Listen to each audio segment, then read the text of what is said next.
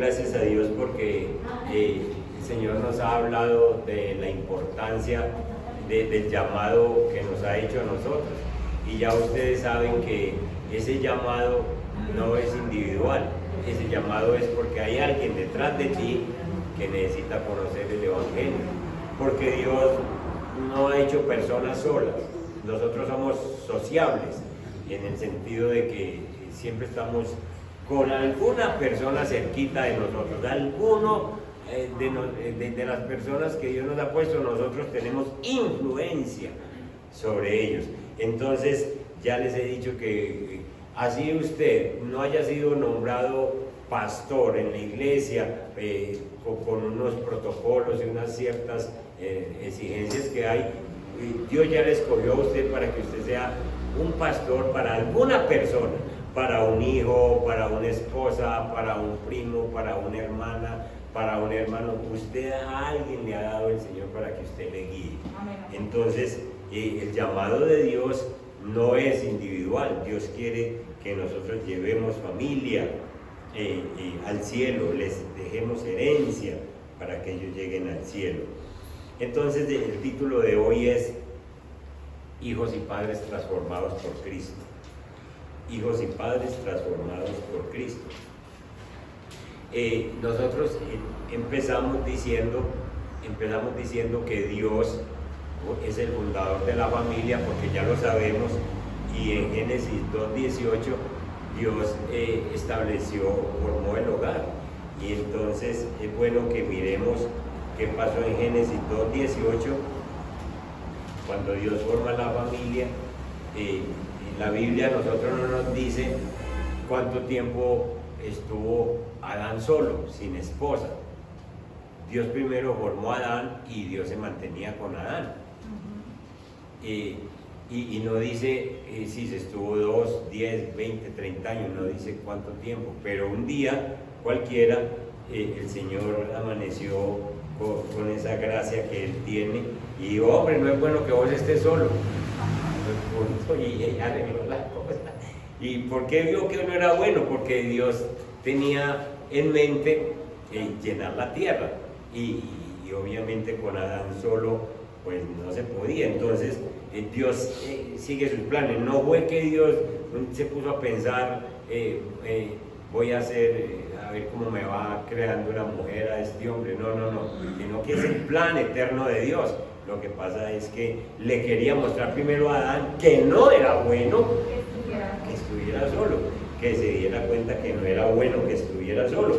Y entonces llegamos a Génesis 2:18 y allí empieza entonces el matrimonio.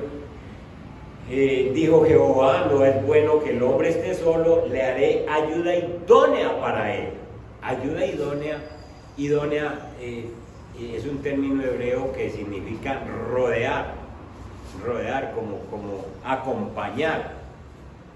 Y entonces el versículo 19 es muy bueno que ustedes lo estudien y lo entiendan. Ayer decía que voy a volver a enseñar hermenéutica porque veo que en la iglesia hace falta aprender hermenéutica, el arte de interpretar la Biblia, porque es necesario que nosotros nos vamos preparando más y más para tener una buena interpretación.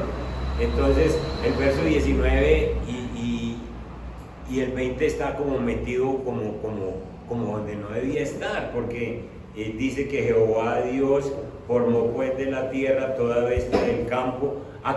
Acaba de hablar de que es bueno que el hombre no esté solo, pero enseguida habla de los animales. Y entonces uno dice: Dios mío, ¿para qué meto estos animales aquí? Entonces dice: Jehová Dios formó pues de la tierra toda bestia del campo y toda ave de los cielos, y las trajo a Adán para que viese cómo las había de llamar. Y todo lo que Adán llamó a los animales vivientes, ese es su nombre. Maravilloso eso, ¿cierto? Que Dios no le puso nombre a los animales, sino que Adán era tan sabio que Dios le dejó esa tarea. Usted puede ponerle el nombre a esos animales. Entonces ese que va por ahí es una hormiga. ¿Quién dijo? Adán. eso es una hormiga, y lo puso hormiga, sí. Y entonces no hay que alegar, porque Adán le puso unos nombres que exactamente eran los que tenía que tener, y llamó a todos esos animales pues por su nombre. Verso 20, y puso Adán nombre a toda bestia y ave de los cielos, y a todo ganado del campo, mas para Adán no se halló ayuda idónea para él. Entonces la pregunta que yo hago es, ¿por qué Dios le mostró todos esos animales primero a Adán? ¿Y para qué les mostró? Contésteme. Porque así mismo como le dio la sabiduría para llamarlos por su nombre, le dio la sabiduría para entender que ellos fueran la ayuda de Dios para él. Esa es una respuesta muy sabia. Esa es una respuesta muy sabia. Le dio la sabiduría, le hizo pasar todos los animales en fila, todos, absolutamente todos, para que Adán entendiera que la ayuda idónea no estaba ahí. No estaba ahí. Y entonces toda la Biblia para nosotros es una enseñanza. Toda la palabra de Dios es útil para enseñar, para redarguir, para instruir, dice el apóstol Pablo por allá en Timoteo. Porque es que nosotros en toda la palabra aprendemos. Hoy en día hay desobedientes por montones con este versículo. Porque hay gente que sencillamente han querido que un perro sea la ayuda idónea, que un burro sea la ayuda idónea. Sencillamente, cuando Dios dice que le haré ayuda idónea, le está diciendo es una persona que le ayude a tomar decisiones. Es una persona con la que usted cuente para que pueda avanzar. Es una persona que yo te voy a dar la oportunidad de que ores por ella. Usted no puede coger su perro y decirle, venga, conozca del Señor, venga, yo le leo el Evangelio, siéntese ahí, Coqui, siéntese ahí, porque no es la ayuda idónea, ni porque ese le va a servir. Esta Adriana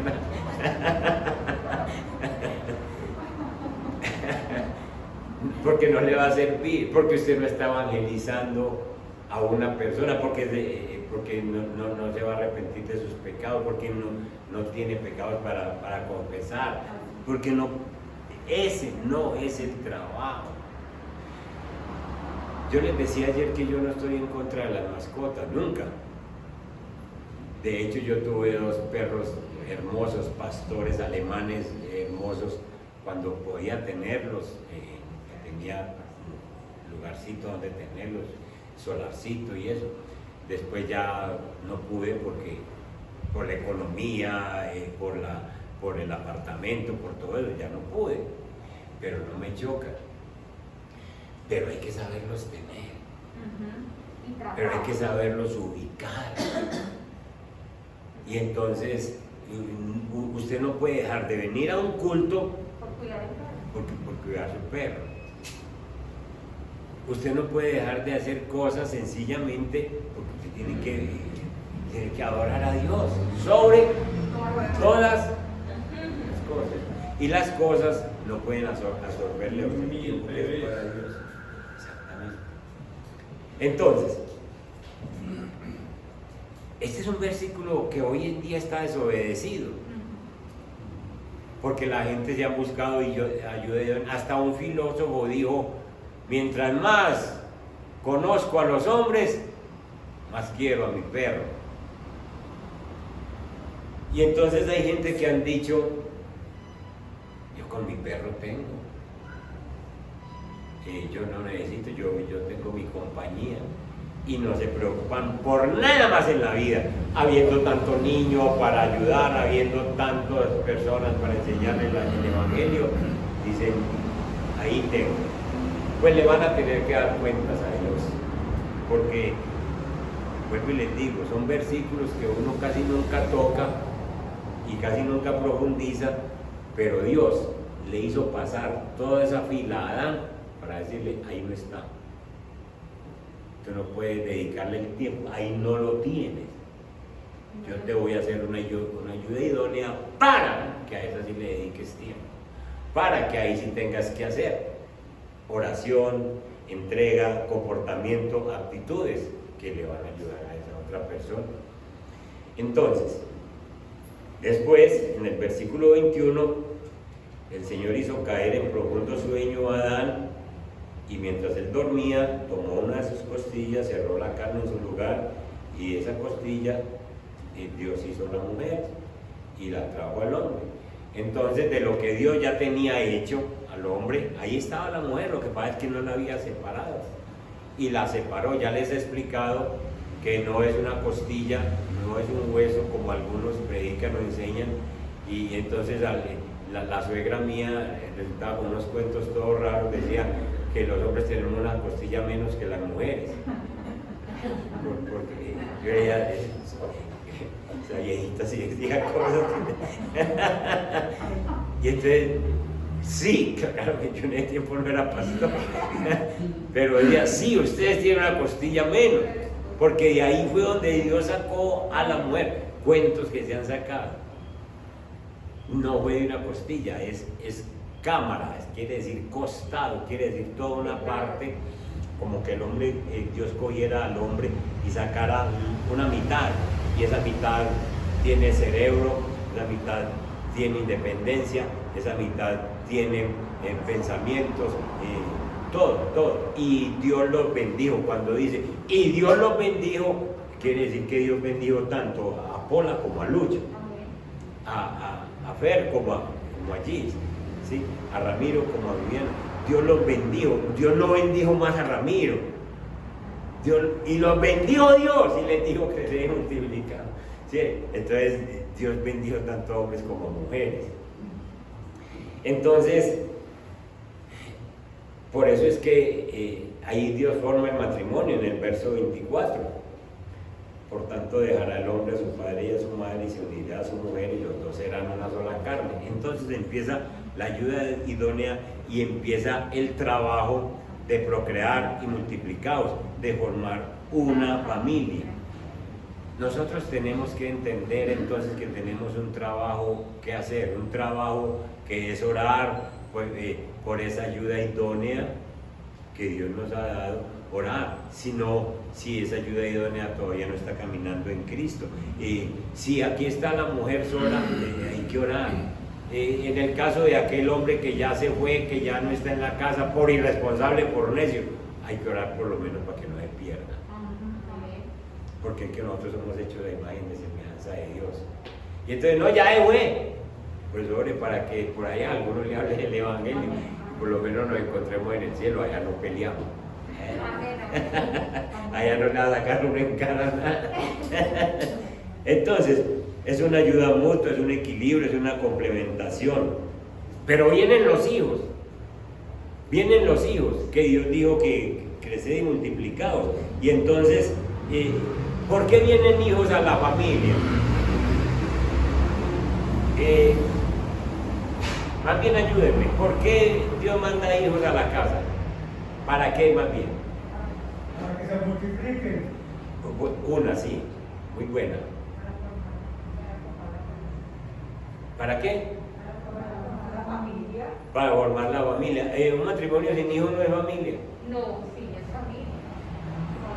es familia. Sí es familia. Sí es familia. Creo que los hijos vienen para nosotros enseñarles y hablarles del evangelio y enseñarles a vivir en la vida. Ah, esa es una buena. Entonces manda hijos, pero cuando manda hijos nos manda una tarea. No hay propósito. Hay un propósito. Y esa tarea es doble, porque es que muchas veces el Señor manda hijos, precisamente no es tanto para que nosotros les enseñemos a ellos, sino para que nosotros primero aprendamos de ellos. Porque es que nosotros tenemos que aprender de los muchachitos que llegan a la casa. Tenemos que aprender cómo lavarlos, cómo limpiarlos, cómo organizarlos, cómo alimentarlos, cómo cuidarlos, porque ahora vamos a ver que sus hijos no son suyos. ¿Cómo podamos? Pero también somos ejemplos. Los padres son ejemplos. Exacto. Entonces, un matrimonio sin hijos es una familia también. Y Dios también tiene un plan y un propósito con ellos.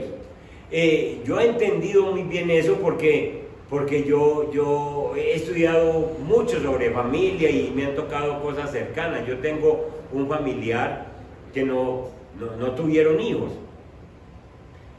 pero los dos se conocieron el Evangelio y los dos se dedicaron a enseñar el Evangelio y están llenos de hijos, no hijos propios, sino hijos espirituales, y tienen una tarea inmensa de enseñarle a muchachitos, a jóvenes, a adultos, a parejas. Tienen una tarea inmensa y ellos dicen, con razón, Dios no nos mandó hijos propios a nosotros, porque nos llevaron todo eso.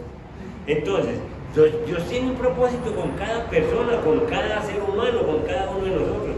Y entonces Dios manda a los hijos, sí, para que nosotros les enseñemos, para que nosotros aprendamos de ellos, pero nosotros tenemos que, una de las primeras cosas que nosotros tenemos que aprender es que los hijos son herencia del Señor. Y esto sí que es importante entenderlo, porque nosotros tenemos una tendencia a pensar, cuando nosotros hablamos de herencia,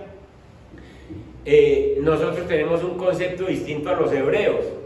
El concepto de herencia para nosotros es que nos quedó algo y nosotros podemos disponer de ese algo como querramos. Es decir, nos dejaron una platica en el banco, entonces yo la saco y yo dispongo de ella, yo hago con ella lo que quiera. Pero el concepto hebreo es que la herencia yo se la administro a otro. La herencia que a mí me queda, el pensamiento hebreo es muy diferente al pensamiento de nosotros los occidentales. Nosotros pensamos entonces que la herencia nos pertenece, pero en el concepto hebreo y en el concepto bíblico, la herencia es algo que alguien me deja y yo se lo administro y tengo que darle cuentas después a alguien de eso que me dejó para administrar. Entonces, recibir una herencia era un privilegio, pero esa herencia no le pertenecía, sino que la administraba. En ese contexto es que está el Salmo 127, y entonces nos dice, herencia de son los hijos. Quiere decir que te los da, pero que tú se los administras, se los cuidas, se los alimentas, se los educas, se los bendices, para luego presentárselos a él. Herencia de Jehová son los hijos, no herencia tuya. Entonces es un privilegio que Dios te mande hijos, pero es una gran responsabilidad tenérselos que presentar al Señor y presentárselos conociendo el Evangelio, presentárselos que ya conocen de Cristo y decirle, Señor, ahí está bien mi administración con la herencia suya. Tremendo esto, hermanos. Entonces, en el contexto de nosotros, el que recibe una herencia es dueño, pero en el contexto bíblico, el que recibe una herencia es un administrador para darle cuenta al dueño. Y eso es lo que nosotros debemos hacer y debemos entender. Sencillamente que se administre esa herencia para enseñarles a ellos a que conozcan a un Dios todopoderoso. Hermanos, nosotros como cristianos tenemos una gran responsabilidad que vamos entendiendo a medida que estudiemos Biblia, y además de nosotros vivir santa y limpiamente, pues tenemos que hacer el esfuerzo para dejar el Evangelio a esas personas que están con nosotros. Escuchen, cópiennos o no nos copien, nosotros vivimos la vida cristiana, porque cuando nosotros ya no estemos, ellos como son individuos, ellos van a tener una herencia que de alguna manera les quedó, y es que mi papá oraba, mi papá leía Biblia, mi papá tenía razón. Vayan conmigo a Ezequiel capítulo 18, y allí quiero que leamos un capítulo que es muy importante para que nosotros entendamos nuestro trabajo y para que se nos quiten esas ideas que nosotros tenemos, que muchas veces nosotros no oramos como debíamos orar porque no entendemos la Biblia. Me refiero a que muchas veces nosotros hablamos de maldiciones generacionales. Y entonces nosotros hablamos de que yo no soy un buen cristiano, no puedo ser un buen cristiano porque tengo una maldición generacional que me dejó mi papá, o que me dejó mi mamá, o que me dejó mi abuelo. Porque las enfermedades son herencias. Exactamente. Cuando nosotros recibimos a Cristo, usted como hijo, sin importar quién es su papá o quién es su mamá, usted como hijo recibió a Cristo. ¿Qué dice Cristo en 2 Corintios 5:17? Que nuevas criaturas somos. Los que estamos en Cristo, Las las cosas viejas pasaron y ahora todas son hechas nuevas. Entonces, si nosotros somos hechos nuevos, Eso no tiene. quiere decir que las maldiciones generacionales que Las chocan, las cortan. definitivamente, ¿todos entienden eso? Entonces yo no puedo decir, después de 10 años de andar en el cristianismo, por ejemplo, decir, no, es que mi papá era un degenerado, entonces, ¿qué hizo Cristo en tu vida, pues? Entonces te puso un parche, entonces te puso un remiendo, entonces no sos una nueva criatura, entonces vas a tener que borrar ese versículo de 2 Corintios 5:17, porque ahí dice que los que estamos en Cristo, nuevas criaturas somos, que las cosas viejas pasaron y que todo es hecho nuevo. Entonces eso de que yo tengo una maldición generacional, sencillamente yo estoy diciendo es, Dios a mí no me hizo nueva criatura, Dios me puso un parche, Dios me remendó. Se invalida la palabra. ¿Ah? Se invalida la palabra. Se invalida la palabra allí. Les dije que abrieran en dónde. Es 8.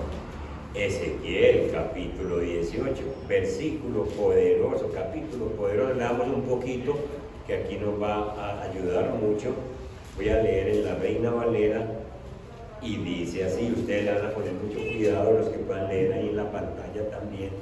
Dice, vino mi palabra de Jehová diciendo, ¿qué pensáis vosotros los que usáis este refrán sobre la tierra de Israel? Ese refrán que dice, los padres comieron las uvas agrias y los dientes de los hijos tienen la dentera. Eso quiere decir, los padres cometen el pecado y los hijos lo pagan. Entonces, el padre se come las uvas malucas y al hijo le dañan los dientes. Eso no. Listo. Vivo yo, dice Jehová el Señor, que nunca más tendréis que usar este refrán en Israel. He aquí que todas las almas, ¿son de quién? Del Señor. Todas y cada uno tiene un alma. O cuando Dios hizo a la mujer le dijo, ustedes tienen un alma, ustedes dos. No. Dios llegó y cogió al hombre, lo hizo caer en profundo sueño y sacó a la mujer y le dijo, usted tiene un alma y usted tiene otra amiga. Y el hijo que nace tiene otra alma. Y si son mellizos, Tiene otra. y si son cistillizos, seis almas. Cada uno tiene un alma. Y entonces miren lo que dice aquí. He aquí que todas las almas son mías. Como el alma del Padre, así el alma del Hijo es mía. Y el alma que pecare, ay hermano, más claro. El alma que pecare, esa morirá. Entonces, papás que están aquí, ustedes entregaron al Señor. Mamás que están aquí, ustedes entregaron al Señor. Pero ustedes y yo tenemos hijos. Y esos hijos tienen sus almas. ¿Y esas almas qué tienen que hacer? Arrepentirse y entregarse al Señor. Y la tarea tuya y la mía es ¿cuál? Evangelizarlos, orar por ellos, enseñarles, vivir Por eso, hermano, descanse en el Señor, porque usted fue llamado por el Señor y usted hace lo que puede, pero lo que puede es sencillamente evangelizar, dar testimonio, orar por ellos en silencio, o si se puede, si ellos se dejan en público, pero si no, usted hace su tarea y el día que el Señor lo llame, le dice: buen siervo, entre, porque usted sencillamente oró por sus hijos, usted les dio testimonio, usted cumplió, usted les dio la comida, esos son míos, porque toda alma es mía y toda alma me tiene que dar cuenta. Y entonces usted entre, que usted hizo su trabajo. Entonces ustedes no se afanen sino por vivir el cristianismo como Dios lo manda. Hagan lo que tengan que hacer, que cada alma es del Señor, y el alma que pecare, esa morirá. Y el alma que se arrepienta, esa sencillamente sirve. Pero el trabajo de nosotros es muy importante. Verso 5. Y el hombre que fuere justo e hiciere según el derecho y la justicia, que no comiere sobre los montes, ni alzare sus ojos a los ídolos de la casa de Israel, ni violare la mujer de su prójimo, ni se llegare a la mujer menstruosa, ni oprimiere ninguno, que al deudor devolviere su prenda, que no cometiere robo, y que diere de su pan al hambriento, y cubriere al desnudo con vestido, que no prestare interés, ni tomare usura, que de la maldad retrajere su mano, e hiciere juicio verdadero entre hombre y hombre, en mis ordenanzas caminar y guardar en mis decretos para hacer rectamente. Este es justo, este vivirá, dice Jehová el Señor. Y hace una lista sencillamente, y no está diciendo: este hombre que hace esto, pero tiene una maldición del papá, ese hombre pierde. No, el Señor está diciendo: el hombre que fuere justo, hiciere todas estas cosas tal como es, sencillamente ese hombre es justo, ese hombre yo le perdono, y no importan maldiciones generacionales. Amén.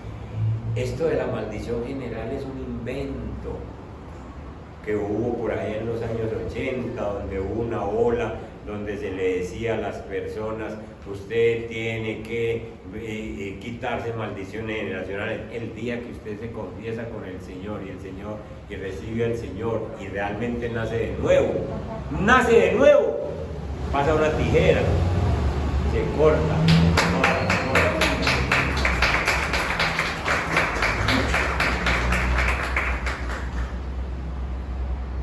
Es necesario estudiar Biblia, porque estudiando Biblia es que nosotros entendemos y tenemos esa libertad de nuevas criaturas. Verso 10. Ya dijo que la persona que hiciera las cosas que Él manda, poco de pecado y no cae en ellos, esa persona le gusta. El verso 10 trae otra lista. Mas si ese hombre, escuchen, ese hombre que acabamos de nombrar, que hace todo bueno, que no se mete en adulterio, que no engaña, que no presta usura, escuchen, mas si engendrara hijo ladrón, ese hombre bueno engendra un hijo pícaro, ¿va a tener la culpa ese hombre? No. Escuchen, mas si engendrara hijo ladrón, derramador de sangre, o que haga alguna cosa de estas que acabamos, y que no haga las otras, sino que comiere sobre los montes, o violare la mujer de su prójimo, al pobre y menesteroso oprimiere, cometiere robos, no devolviere la prenda, o alzare sus ojos a los ídolos, e hiciere abominación, prestare a interés y tomare usura, ¿vivirá este? No vivirá. ¿Y es hijo de quién? Y es hijo del anterior, del justo. El alma que pecare, esa morirá.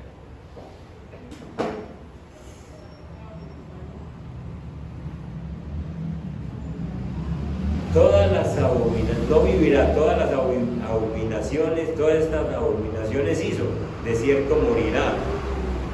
Su sangre será sobre él. Escuchen, sigue la secuencia. Es que este versículo, este capítulo es precioso. Pero si el pícaro es, Es malvado. si este engendrare hijo, el cual viere todos los pecados que su padre hizo, y viéndolos no hiciere según ellos, no comiere sobre los montes, ni alzare sus ojos a los ídolos de la casa de Israel, la mujer de su prójimo no violare, ni oprimiere a nadie, la prenda no retuviere, ni cometiere robos, al hambriento diere su pan, y cubriere con vestido al desnudo, apartare su mano del pobre, interés y usura no recibiere, guardare mis decretos y anduviere en mis ordenanzas, no morirá por la maldad de su padre, de cierto vivirá. Su padre, por cuanto hizo agravio, despojó violentamente al hermano, hizo en medio de su pueblo lo que no es bueno, he aquí que él morirá por su maldad. ¿Se dan cuenta lo que muestra el Señor ahí? Una secuencia de un papá que hace las cosas buenas, pero tiene un hijo malo. Entonces, el papá sencillamente no le cobra lo del hijo, pero el hijo que hizo cosas malas, sencillamente naciendo de un papá bueno, a ese Dios le cobra. Pero si ese malo tiene un hijo bueno, es un justo. El alma que pecare, esa morirá. Entonces, mis hermanos, aprendamos a vivir el Evangelio, aprendamos a vivir la palabra. Estamos viviendo en un tiempo donde los hijos no nos hacen caso, donde usted llega y los invita a la iglesia y dice, no, yo tengo otras cosas más importantes, y lo más importante es cualquier otra cosa menos la iglesia, porque para ellos cualquier cosa se les vuelve importante, con tal de no arrimarse por aquí. El pastor comienza a cantarle, ya que voy, con tal de no venir aquí, cualquier cosa es importante, cualquier disculpa, cualquier justificación. Pero usted, como dice la Biblia, les aconsejo que se lean ese capítulo 18 en varias versiones. ¿Por qué? Porque ahí van a entender la secuencia que muestra el Señor. Y el Señor simplemente está diciendo, usted cúmplame con lo que yo le llegué. Entonces, por ejemplo, ustedes o yo, nacimos de padres paganos, católicos, recatólicos y religiosos, y con un poco de cosas y con un poco de manías. Pero el Señor llegó y nos llamó a nosotros. Nos dijo, venga, conozca el Evangelio. Cuando nosotros conocemos el Evangelio, entonces a nosotros el Señor nos corta las cosas del pasado. Es lo que decía Viviana, enfermedades, maldiciones, cosas que nosotros sí heredamos, pero que ahora en Cristo, por ser nuevas criaturas, esas cosas son cortadas, son quitadas de nuestra vida. Y entonces yo empiezo una nueva vida en Cristo. Entonces, ahora mi obligación es enseñarle a los que están al lado mío, no solo a los hijos, sino a esposa, a esposos. Esta es la nueva vida que Cristo me dio. Y yo primero tengo que agradarle ¿a quién? A Dios antes que a cualquier persona, papá, mamá, nieto, el que sea. Yo tengo que agradarle a Dios, porque Dios te va a llamar a esas cuentas no por lo que tú le agrades a tal o a fulano de tal, sino por lo que tú le agrades a Él. Entonces tú tienes que cumplir el Evangelio sirviéndole a Dios. Si tú tienes entonces unos hijos y esos hijos son rebeldes, léete el capítulo 18. Sencillamente porque Dios dice ahí, déjenmelos quietos, que esas almas son mías. Usted haga su trabajo, ore por ellos, enséñenles la palabra, bendígales, ayúdenles, denles testimonio. Pero esas almas al fin y al cabo son mías. Y el alma que pecare, esa morirá. El alma que cumpla con mis mandatos, esa vivirá. Hermanos, usted y yo no somos sino unos emisarios, unos trabajadores del Señor Jesús, que venimos a hacer un trabajo y debemos de cumplir el trabajo que nos haya mandado, y los resultados se los dejamos ahí. Los resultados se los dejamos ahí. Entonces, con los hijos, hermanos, nosotros oremos por ellos. Nosotros enseñémosles la palabra desde pequeños. desde que se pueden mover, empiece a orar con ellos. Yo ayer les contaba que en esto de los bautismos en Fredonia, a mí me llamó mucho la atención coger una niñita. ¿Cuántos años tiene la niña, Vivi? 3 años. 3 años. Y decirle a esos papás, ¿cómo es que usted ora? Y esa muchachita se arrodilla en ese tierrero, en tierra, porque estamos en una finca, en esos bautismos ahí en plena tierra, y se arrodilla ahí, no importando el vestidito, no importando lo que tiene, se arrodilla, cruza sus manitos y empieza a orar. ¿De dónde da esa oración? De los papás. Y se quería bautizar. Y se quería bautizar. Bautíceme a mí también. La cogió el paso y dice, me quita los tenis. ¿De dónde aprendió a orar a los 3 años? De una obligación que tienen los papás de enseñarle a orar, de orar con él, de verlos orar y de orar con ellos. Entonces tenemos una gran responsabilidad, hermanos. Que es que ya mis hijos están muy grandes, que los llamo a orar y no oran conmigo. Ore usted solo y ore de tal manera que ellos sepan. ¿Dónde está mi papá? Está orando, está leyendo Biblia. Haga eso, que eso usted les está enseñando. Y así ellos no vengan, usted les está dando una cátedra de oración. Hermanos, entonces Dios a nosotros nos ha mandado a que nosotros en familia entendamos que Dios nos ha dado una familia, que Dios nos ha mandado hijos o nos ha puesto personas a las que nosotros pastoreamos. Y entonces en ese trabajo que tenemos que hacer, nosotros tenemos que ser muy cuidadosos de no ir a fallarle al Señor, porque resulta que es que esto se dañó desde el principio, desde que Adán y Eva pecaron, empezó a dañarse el propósito de las familias. Vayan conmigo a Génesis capítulo 3, verso 16, si alguien tiene la versión, otra versión diferente a la Reina Valera, por favor me lee, porque allí es un versículo muy mal interpretado y es un versículo que no se ha puesto en claro. ¿Quién tiene 3.16? Amén. Dale, ¿qué versión tenés? Me va a traducir bien. Dale. Rebeca le dijo a la mujer, haré más agudo el dolor de tu embarazo y con dolor darás a luz.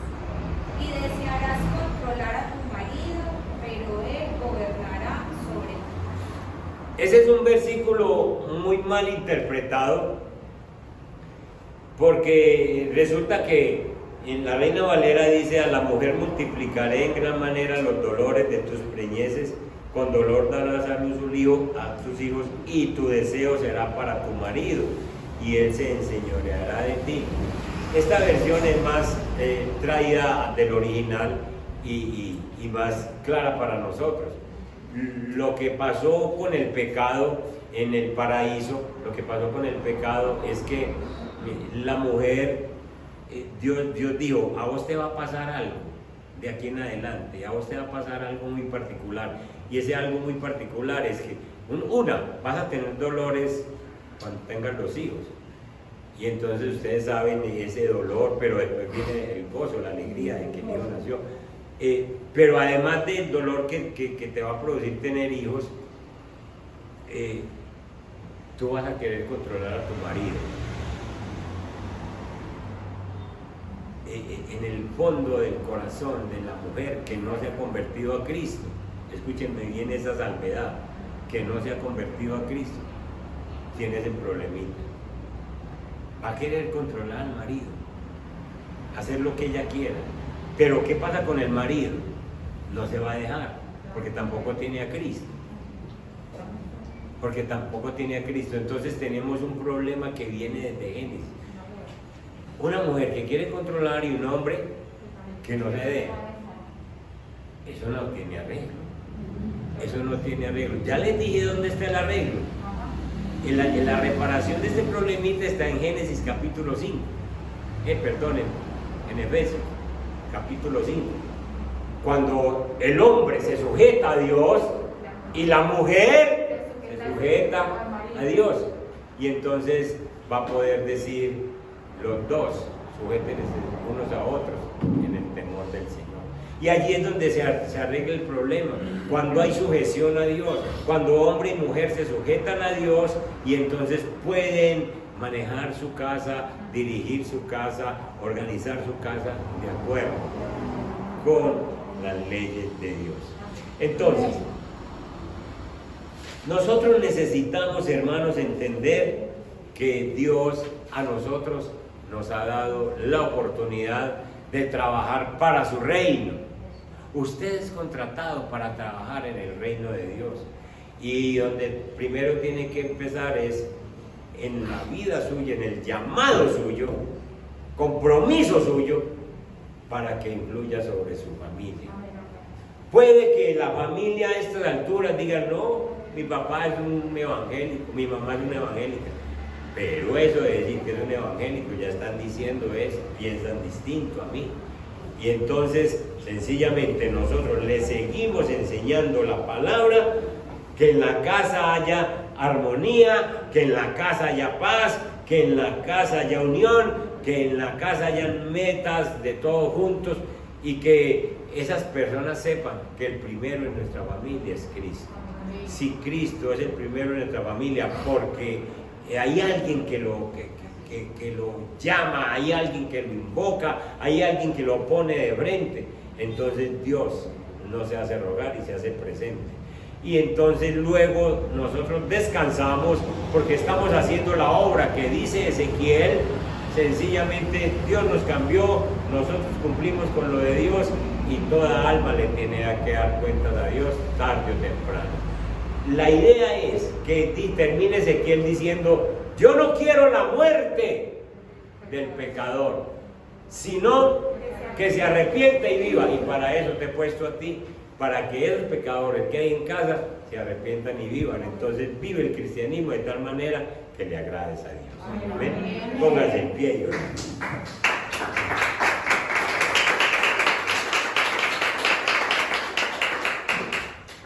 Nuestro Padre que estás en los cielos, nosotros, Señor, te pedimos perdón porque nosotros, Señor, la responsabilidad que se nos ha dado como cristianos, de pronto la hemos trabajado a medias, no hemos sido totalmente responsables con el Evangelio. Señor, tú nos has dicho hoy que tú, Señor, nos escogiste, nos formaste para que nosotros pudiéramos impactar a esas personas que estamos cerca.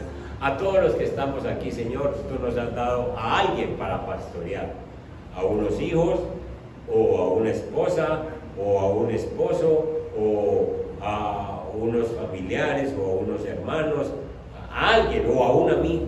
Nos has dado a alguien. En realidad, Señor, esas personas sobre las cuales nosotros tenemos alguna influencia, esperan que les enseñemos de ti. Ya nos mostraste en Ezequiel que nosotros hemos sido libres porque somos nuevas criaturas en Cristo Jesús. Nuevo quiere decir eso, nuevo. Señor, entonces las cosas de nuestros papás, las cosas anteriores, no tienen por qué, Señor, detenernos a nosotros en el camino. Señor, porque, como dijéramos ahora, no podemos invalidar tu palabra. Si tú me hiciste nuevo, es nuevo, Señor, y entonces las cosas viejas pasaron y yo tengo que aprender a tener esa comunión contigo. Yo tengo que aprender a entender el trabajo que me has dado. Señor, yo no me puedo pegar de que mi papá era así, mi mamá era así, de que yo tengo este geniecito porque lo heredé de mi papá. Señor, tú hiciste genios nuevos, tú hiciste personas nuevas. Y tenemos familia, Señor, pero esas familias no tienen el alma de nosotros. Cada persona tiene un alma, porque el día que tú separaste a Adán y Eva, Señor, tú pusiste un alma en cada uno, Señor. Y de ahí vienen hijos con almas diferentes, Señor. Y el alma que pecare, dice muy claro la Biblia, esa alma morirá. Pero tú no quieres la muerte de un pecador, tú no quieres que nuestros hijos, que nuestros esposos, esposas, familiares se mueran y mueran en el pecado y se pierdan. Tú quieres que ellos se arrepientan y vivan. Y para eso nos han llamado a nosotros en este tiempo. Nosotros somos trabajadores tuyos. Ayúdanos a hacer este trabajo, a mostrar el Evangelio con poder y con gracia. Y ayúdanos a dar testimonio, Señor. Padre Santo, esta semana que comienza la ponemos en tus manos. Y como dijimos al principio, Señor, no queremos ser solo oidores, sino hacedores de su palabra. En el nombre de Jesús. Amén. Y amén. Dios me les guarde, Dios me les bendiga.